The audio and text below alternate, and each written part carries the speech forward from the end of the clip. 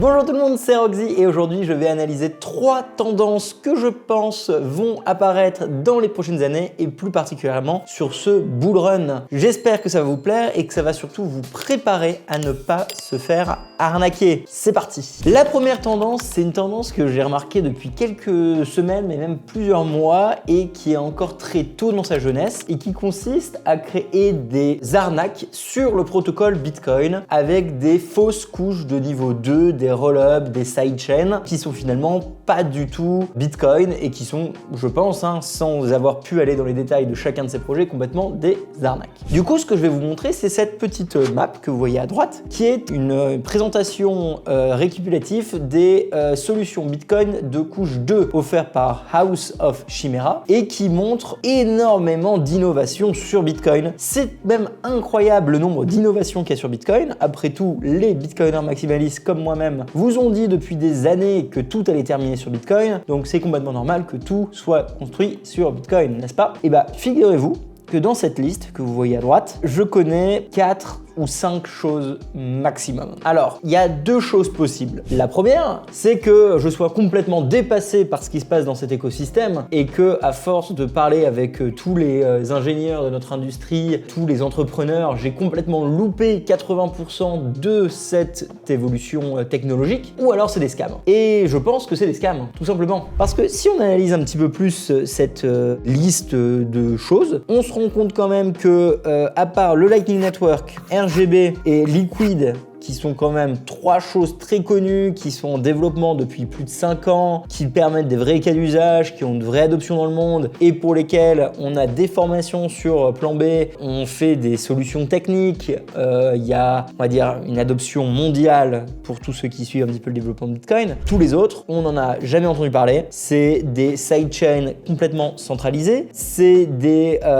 solutions qui sont développées par des très petites teams, pas du tout décentralisées. C'est beaucoup de solutions, j'ai regardé avec des tokens. Alors va m'expliquer pourquoi il y a besoin de tokens. Je vous rappelle que le Lightning Network n'a pas de token. Je vous rappelle que RGB n'a pas de token. Et Liquid fait des compromis très spécifiques et on le sait et c'est complètement assumé pour des cas d'usage. Il y a un certain nombre de scams là-dedans et je peux vous montrer par exemple à droite à nouveau sur un nouveau screenshot ce fameux bitrgb.network, RGBBS 100% avec une distribution de tokens très spécifique, un Discord, etc.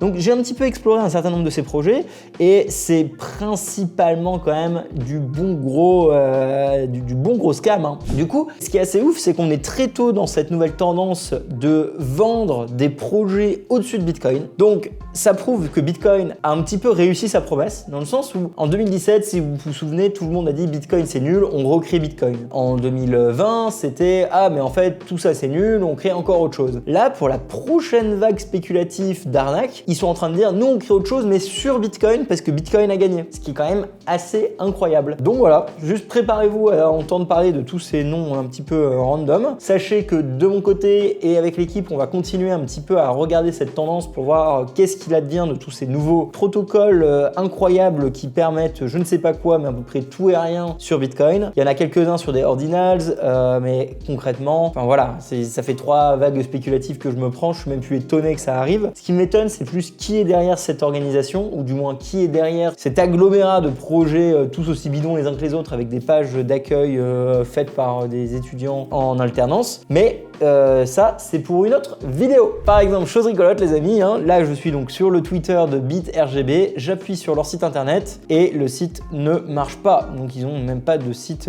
Un autre exemple par exemple, c'est cette personne, KL Club, et pareil, là c'est un développeur RGB qui vient de les dénoncer et concrètement on voit bien que c'est n'importe quoi. Coming soon, Nerv B, Layer 2 RGB, CK RBTC, il y a un token, ça n'a pas de volume, j'ai regardé. Bref, c'est du n'importe quoi, c'est du scam sur Bitcoin. Évidemment les amis, vous devriez le savoir, ce n'est pas parce que c'est Bitcoin qu'il n'y a pas d'arnaque dessus. Je veux dire, un NFT qui ne vaut rien à la base, parce que je sais pas, l'artiste n'est pas connu ou parce que c'est un pump and dump, c'est pas parce qu'il est mis sur Bitcoin qu'il vaut quelque chose. Un jeton qui ne sert à rien, un protocole qui sert à rien, ça reste une arnaque même si c'est sur Bitcoin. Donc attention. La deuxième tendance, ce sera évidemment l'attaque des États contre Bitcoin durant ce prochain bull run. Je le dis, je le redis, l'ennemi numéro 1 de Bitcoin pour son adoption de masse pour le moment, c'est les États et plus particulièrement les banques centrales parce qu'ils ont compris qu'on était une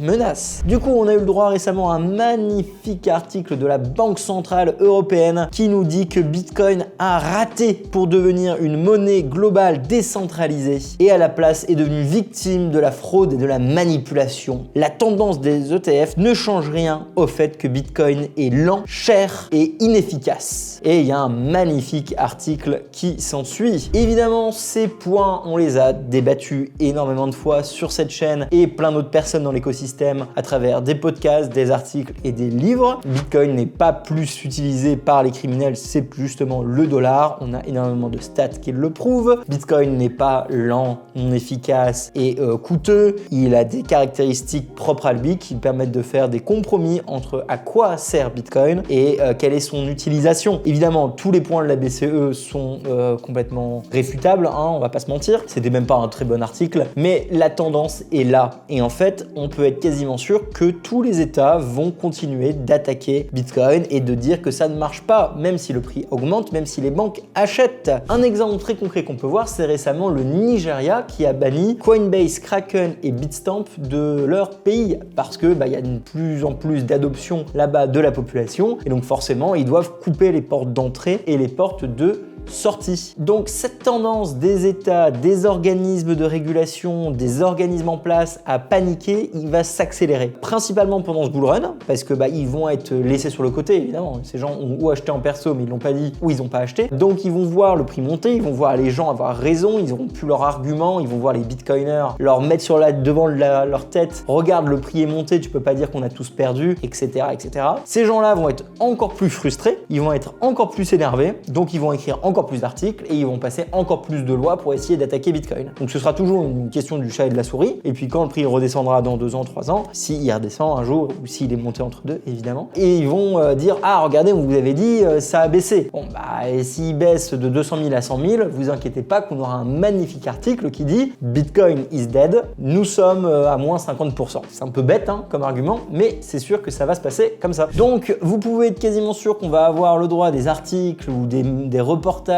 sur BFM, sur TF1, sur France 2 pour nous expliquer que la bulle spéculative Bitcoin est à nouveau au plus haut et que c'est pas bien pour l'environnement. Donc ça c'était pas évidemment très dur de deviner ça, mais bon, c'est toujours important de rappeler que ça va arriver parce que je reçois toujours des messages de proches qui me disent est-ce que Bitcoin va bien et ça me fait toujours doucement rigoler. J'espère que vous aussi. Alors les attaques écologiques, d'efficacité, je vous en ai déjà parlé plein de fois, donc c'est pas ça qui est innovant, non. Ce qu'ils vont vraiment essayer de faire cette fois-ci, c'est attaquer le concept des unhosted wallets, les portefeuilles non hébergés. Concrètement, tous les portefeuilles que je vous apprends et qu'on vous apprend à travers Plan B et Découvre Bitcoin à utiliser. C'est pas compliqué, si jamais vous détenez vos 24 mots et personne d'autre, on peut considérer que c'est un portefeuille non hébergé. En gros, c'est un portefeuille non custodial. Et ce genre de portefeuille, ça va être la plus grosse attaque que les États vont essayer de mettre en place sur les 1, 5, 10 prochaines années. Parce qu'ils ont bien compris en fait que Bitcoin était décentralisé mais dans un certain niveau. Ils ont bien compris que Bitcoin n'était pas anonyme mais pseudo-anonyme. Ils ont bien compris que Bitcoin finalement, ça fonctionnait avec des applications et que eux, ils pouvaient capturer ces applications. Du coup, en fait, la plus grosse attaque qu'ils vont faire, c'est dire Bitcoin, vous avez le droit de l'utiliser, mais seulement si vous utilisez un portefeuille régulé par l'organisme de sécurité. Évidemment, pauvres malheureux, c'est pour votre bien, c'est pour vous protéger parce que vous pourriez perdre vos fonds et c'est irrécupérable à cause de comment la blockchain fonctionne. Vous pourriez recevoir des fonds d'un criminel qui vous mettrait un porte-à-faux. Vous pourriez très bien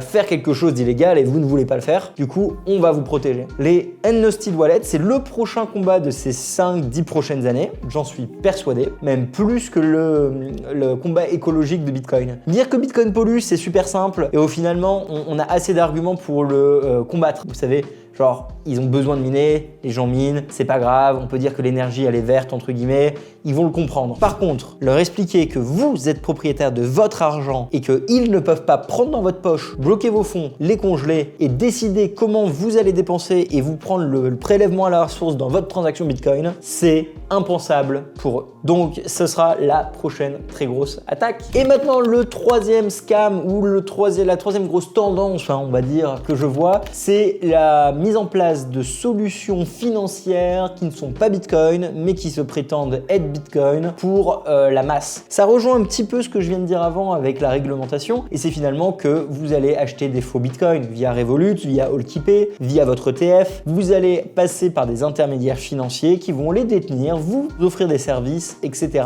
Et tout ça, ça fait partie d'une stratégie globale de capture du Bitcoin, évidemment. Et cette tendance, elle va s'accélérer. Du coup, c'est très probable que plus tard, les gens disent « Oui, moi j'ai du Bitcoin », mais vous, en tant que Bitcoiner, vous savez qu'il n'a pas vraiment du Bitcoin. Et du coup, que ça soit en ETF, que ça soit en contrat, que ça soit via des Layer 2, comme on l'a vu dans la première partie de cette vidéo, tous ces éléments vont arriver en fait à une seule et même conclusion. La difficulté de savoir qu'est-ce qui est un vrai Bitcoin d'un faux Bitcoin et réussir à tracer un trait qui sépare la personne qui respecte 100% de la régulation et du coup qui n'utilise pas Bitcoin et la personne finalement qui est un petit peu anarchiste, qui est un petit peu un rebelle et qui utilise un Bitcoin aux yeux de l'État noir, à ses yeux blancs, via son nœud, via son petit nerd miner qui lui sert à lui dire qu'il a un petit peu de souveraineté, via son propre portefeuille open source, sans backdoor et sans obligation d'update hashtag Ledger, ce genre de choses. Donc il y a vraiment une séparation drastique de l'industrie qui va être créée dans les prochaines années et pour moi c'est ces trois éléments, des faux L2 contrôlés et des scams, un poussé du gouvernement vers des portefeuilles 100% contrôlés et la mise en place de solutions d'investissement pour Bitcoin 100% contrôlées. C'est ça qui va permettre de capturer et pour moi c'est ça la grosse tendance qu'on va voir dans ces prochaines années. Chose rigolote du coup, c'est parce que on a eu une distribution très rapide à son lancement des jetons Bitcoin détenus principalement par du particulier qu'on va réussir à combattre cette tendance. Qu'est-ce que je veux dire par là? Si vous êtes encore là d'ailleurs, merci d'être encore là. C'est que concrètement, aujourd'hui, quasiment 60 ou 80% des Bitcoins sont détenus par des particuliers et non pas par des États ou des grosses sociétés. Et cette distribution finalement assez organique que Bitcoin a eu dans ses débuts, même si beaucoup de gens vont dire qu'elle n'était pas naturelle ou qu'il y avait un avantage compétitif ou alors qu'il fallait le savoir et que c'était pas juste, cette distribution rapide d'une grande partie des bitcoins a permis que ça soit le particulier, l'individu qui détienne la majorité de la masse monétaire pour ensuite lui-même la redistribuer à d'autres particuliers et que ça ne soit pas contrôlable ou contrôlé. Si jamais Bitcoin avait